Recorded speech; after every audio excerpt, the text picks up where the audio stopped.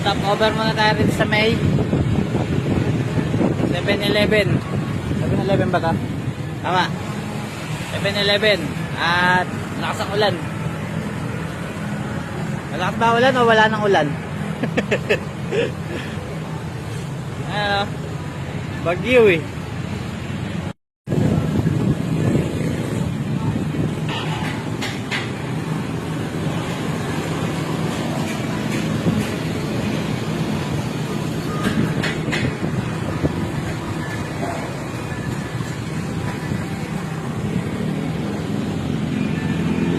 Tagal na nga, no? Ayun, no?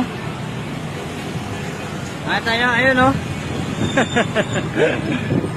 Bumibili na naman ng food trip. Mga areba, mga lods. Food trip yung food trip.